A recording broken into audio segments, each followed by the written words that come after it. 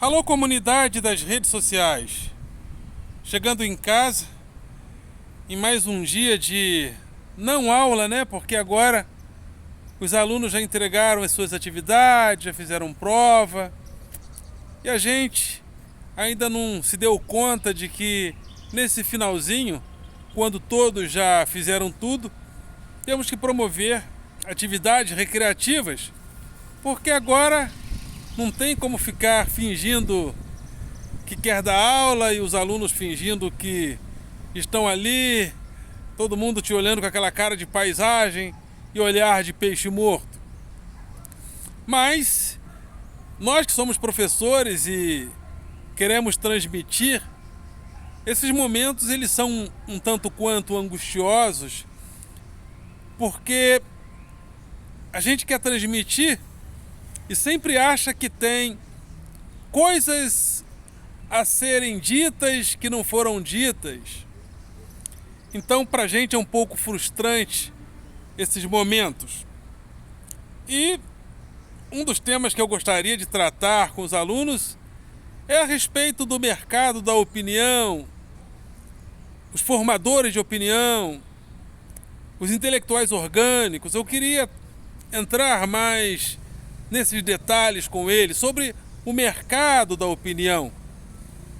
Mas não está sendo possível, salvo em algumas pouquíssimas turmas. E o que seria o mercado da opinião? O que seriam os intelectuais orgânicos que caminham em torno do mercado da opinião?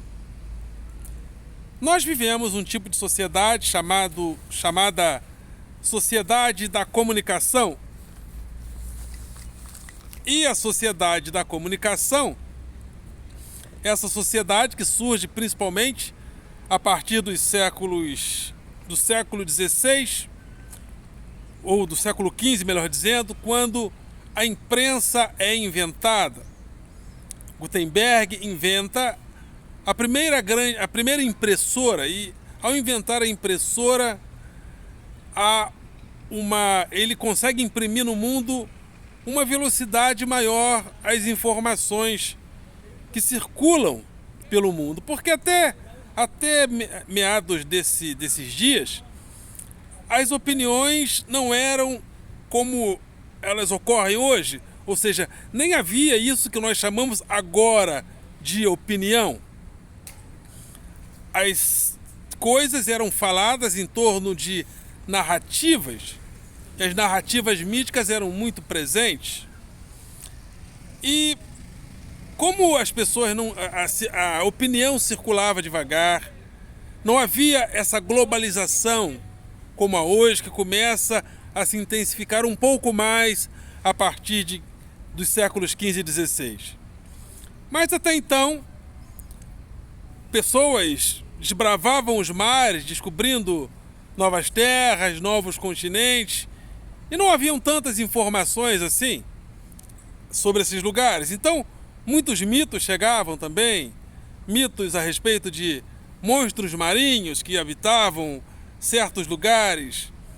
Então, as coisas se davam muito mais em torno das narrativas. Narrativas dadas pela tradição, dadas pela família, dadas pela religião, unidas, às vezes, ao próprio Estado, ou aquilo que se chamava de Estado. Então, as coisas circulavam muito mais em torno da narrativa. De repente, chega a sociedade da comunicação e começam as notícias começam a circular com mais velocidade, mais pessoas têm acesso à informação, e surge a sociedade da comunicação, onde a opinião individual começa a aparecer com mais evidência, sobretudo com a presença da burguesia, que queria participar mais da vida das sociedades. E a burguesia queria que não só o rei fosse detentor da participação no mercado internacional, que se abria em uma velocidade maior a partir das grandes navegações. E a burguesia começa a exercer uma certa influência, e a burguesia começa a fazer com que as suas opiniões influenciem a elite, as elites principescas, e a burguesia começa a gradativamente ocupar lugares na política e abre-se um mercado novo, um mercado de opinião, e esse mercado de opinião começa a propiciar opiniões com valor de mercado. Porque a opinião começa a ter muito mais um valor de mercado, porque agora já não estamos mais no momento das simples narrativas, agora estamos em uma sociedade da comunicação, em uma sociedade onde a opinião tem valor de mercado. A princípio, essas opiniões começam a circular nos periódicos chamados jornais, a posteriori. Depois o rádio é inventado, os correios e telégrafos são inventados, o rádio é inventado, depois vem a TV, fechando esse primeiro grande ciclo analógico das comunicações, muito embora agora estejamos num momento digital. A tradição, a cultura digital chegou e chegou para ficar. Parece que chegou para ficar. E agora o mercado da opinião, evidentemente, não pode mais ser pensado como o mercado de opiniões dos tempos analógicos.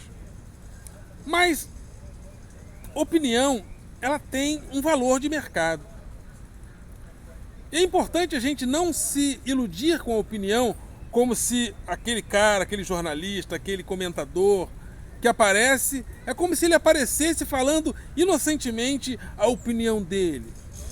Como se a opinião dele fosse uma opinião apenas porque ele pensa daquela maneira.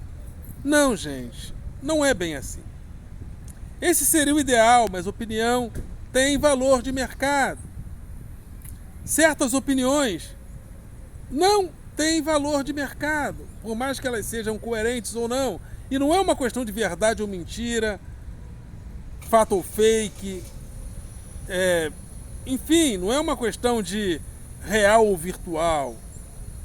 É uma questão que certas opiniões não têm valor de mercado e outras opiniões têm valor de mercado. Por exemplo, desde Fernando Henrique, a economia brasileira vive sob a égide do tripé econômico: superávit primário, equilíbrio fiscal, controle da inflação. Então, nesse tripé econômico, a gente consagrou a ideia de que nós não podemos gastar mais do que arrecadamos. O Estado não pode gastar mais do que ele arrecada. E as pessoas ainda fazem uma comparação. Por exemplo, na tua casa, você pode gastar mais do que você ganha.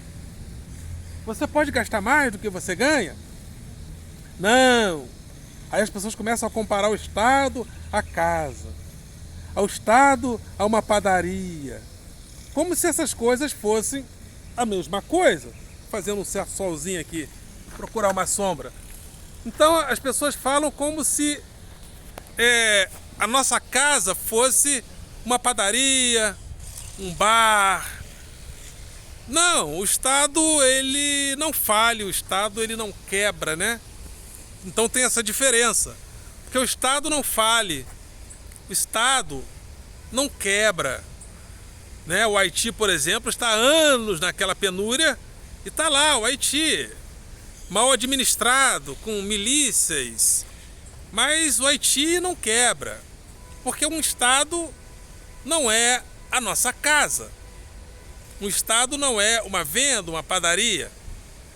Mas as pessoas falam como se todos os estados do mundo, todos os países do mundo agissem de acordo com essa consagração do tripé econômico, que consolidou a ideia de que o Estado não pode gastar mais do que arrecada. Isso não é real. Às vezes até na nossa vida isso não é real. Para eu me formar, por exemplo, eu precisei gastar mais do que a minha arrecadação, inclusive fazendo dívidas. Fazemos dívidas, comprometemos o nosso futuro, às vezes para além do que arrecadamos. Então essa ideia de que o Estado tem que gastar menos do que arrecada é uma ideia que tem valor de mercado. O tripé econômico tem valor de mercado. E um jornalista que ele, por exemplo, se ele contrariar demais o tripé econômico, pode ser que ele seja até demitido. Isso pode acontecer. Então, o tripé, isso que nós chamamos de tripé econômico, é uma ideia que tem valor de mercado. Então, se de repente um jornalista ele quer contrariar o tripé econômico, de repente ele pode ser até demitido, porque opinião tem valor de mercado. E a ideia de que se o cara está ali como âncora e de repente ele começa a contrariar o tripé econômico, pode ser que ele seja até demitido. Isso pode acontecer, porque opinião tem valor de mercado. Certas opiniões, certas ou erradas, têm menos valor de mercado. Por exemplo, a doutora Maria Lúcia Fatorelli, que é a presidente da Consultoria Cidadã da Dívida Pública, que inclusive trabalhou na renegociação de dívida de vários países do mundo, ela tem questionado, por exemplo, as operações compromissadas dos bancos em relação ao Estado brasileiro. Ou seja, o Estado brasileiro, de repente, ele pega, durante a madrugada, o dinheiro que está nos caixas dos bancos e depois ele remunera aos bancos esse dinheiro que ele pegou. E isso gera uma distorção de milhões, de bilhões de dívidas que o Estado paga aos bancos. Aí os bancos, como já tem esse compromisso com o Estado, não empresta para a população e não faz o dinheiro circular. E isso gerou, segundo a doutora Maria Lúcia Fatorelli, a crise a partir de 2014. E essa crise, ela foi gerada por isso. Dilma quis contrariar, falou em nova matriz econômica e caiu, segundo a minha modestíssima, por causa disso, porque ela falou em novo tripé econômico. E você não pode falar em novo tripé econômico, porque a ideia de um novo tripé econômico não tem valor de mercado. O que tem valor de mercado é o tripé econômico. Nova matriz econômica não tem valor de mercado. E se o cara falar isso, pode ser que ele caia, pode ser que ele sofra um impeachment. Bolsonaro, por mais que queira contrariar a lei dos precatórios, isso não é contrariar o tripé econômico. E quando o cara não contraria o tripé econômico, ele pode até, através das suas atitudes, matar, direto ou indiretamente, vários brasileiros por atrasar a vacina. Mas ele não cai. Entendeu? Então, por quê? Porque o tripé econômico, a ideia de que o Estado tem que arrecadar mais e gastar menos, é uma ideia que tem valor de mercado. Mas o questionamento às operações compromissadas não tem valor de mercado. Tanto é que a doutora Maria Lúcia Fatorelli falou que em uma das entrevistas que ela deu para a Globo News não foi pro ar. E não foi pro ar por quê, cara pálida? Não foi pro ar porque esse questionamento às operações compromissadas não tem valor de mercado. E aquilo que não tem valor de mercado, estando certo ou não vai para frente muitas das vezes. Por exemplo, outra coisa que tem valor de mercado, estando certo ou não, a luta contra a degradação da natureza, o desmatamento da Amazônia. Falar contra isso tem valor de mercado. Por quê? Porque a gente casou os interesses econômicos com a luta a favor da ecologia. Então, mas tem também os créditos de carbono. E os créditos de carbono justificam também economicamente o valor da opinião a favor, né, da luta contra o desmatamento. Então, a luta contra o desmatamento tem valor de mercado. E como a gente construiu um mercado favorável à luta ecológica, criamos heróis para justificar essa luta, como a Greta, por exemplo. Eu nem sei, tem vezes que até erro o sobrenome dela. É Greta Thunberg? É isso, né? Greta Thunberg. Então a Greta é uma heroína criada para justificar o valor de mercado em torno da luta ecológica, onde os créditos de carbono também estão associados diretamente a isso. Então há coisas que, estando certas ou não, têm valor de mercado. Há coisas que, estando certo ou não, não têm valor de mercado. Então, quando a gente emite uma opinião, uma das primeiras coisas que a gente tem que falar é qual é o valor de mercado dessa opinião. Porque se não tiver valor de mercado, dificilmente ela prosperará. Por exemplo, foi feita uma pressão para que os professores voltassem às aulas. E a imprensa pressionou e os professores voltaram às aulas. Essa opinião teve valor de mercado. Voltamos. Mas o Colégio Pedro II, colégio de ponta, apesar de ser público, não voltou no mesmo tempo que nós voltamos. As universidades públicas também não voltaram. Por que nós voltamos? Olha a influência de uma opinião que tem valor de mercado. Então, será que nós voltamos para justificar o carnaval? Aí usaram nós, que somos professores da escola pública, com menos influência, para justificar o carnaval que iria chegar, para justificar a presença do público nos estádios. Será que foi isso? É uma narrativa boa, penso eu. Então, por que eu estou falando tudo isso? Para confirmar o que eu estou dizendo. Há opiniões que têm valor de mercado e há opiniões que não têm valor de mercado.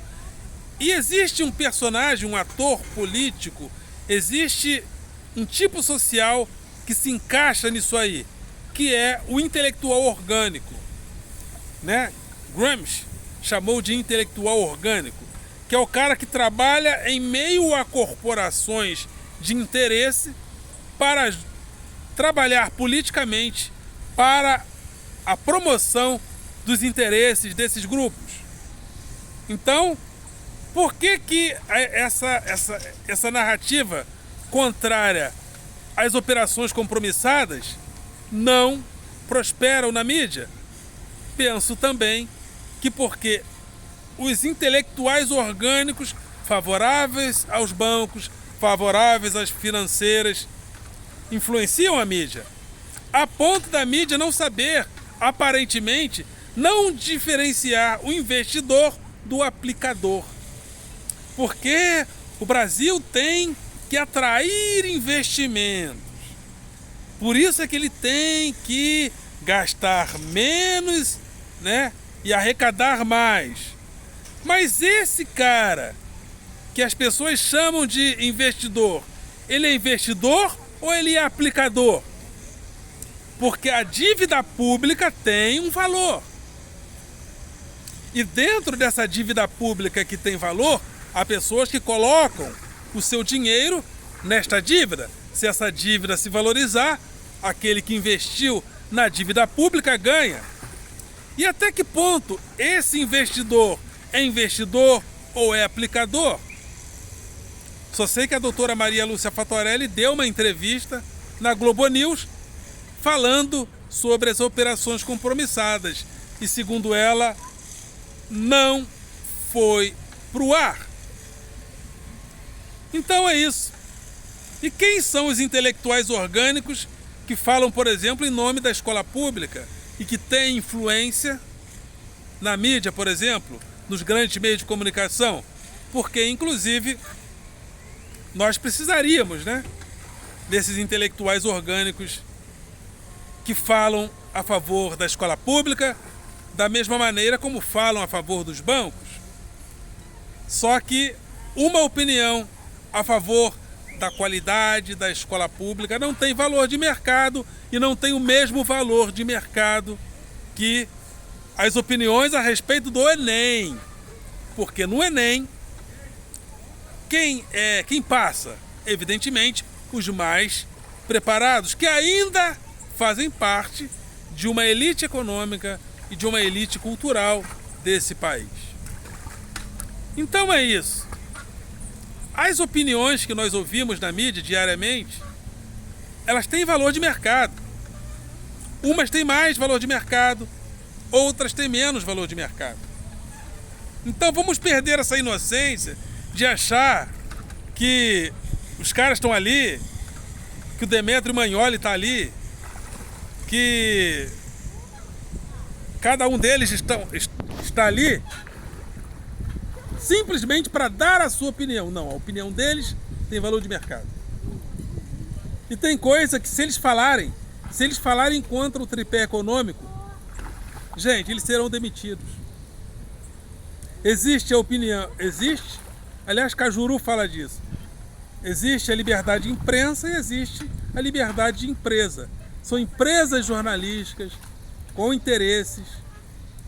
E os bancos são os principais patrocinadores dos telejornais. Então ninguém vai bater de frente com as operações compromissadas. E teve um projeto que já está tramitando com sucesso, que é o Estado brasileiro remunerar sem medidas as operações compromissadas. Isso está passando, está tramitando, ninguém questiona. Por quê? Questionar essas coisas não tem valor de mercado. E eu estou aflito porque eu queria falar mais disso para os meus alunos. Comecei a falar em algumas turmas, mas queria falar mais. Porque é muito importante a gente saber que opinião é um negócio. Que existe o mercado da opinião. E quando o mercado da opinião está presente, sobretudo no Brasil, ele está presente em massa e com mais influência para favorecer as grandes matrizes econômicas do país, né? Sobretudo esse neoliberalismo que chegou no Brasil, sobretudo parece que chegou para ficar. Então, o Brasil está muito bem, arrecadando mais e gastando menos. E os mais pobres? Né? Parece que os mais pobres não entram na equação, a não ser em termos de uma ajuda de custo, né? De um auxílio isso ou auxílio aquilo. E uma das críticas é exatamente isso. Como nós precisamos gastar menos e arrecadar mais, na hora de gastar mais para a população, em saúde, em educação, é um pandemônio. É um pandemônio. Então, porque a dívida pública é um negócio, a dívida é um ativo, a dívida é um negócio que atrai investidores e, sobretudo, aplicadores que são confundidos com investidores. Mas será que essas pessoas que falam na mídia não sabem a diferença de investidor para aplicador? Eles sabem. Eles sabem. Se eu sei, ele não sabe? Ele sabe. Mas não é falado. Mas é isso aí, fica aqui minha aflição de não poder falar muito isso para os alunos agora, porque estamos no fim do segundo tempo. Mas estamos aqui para colocar a voz da escola pública nessa crítica. Então, eu volto e vamos continuar esse diálogo. Ok, galera? Vocês são do coração.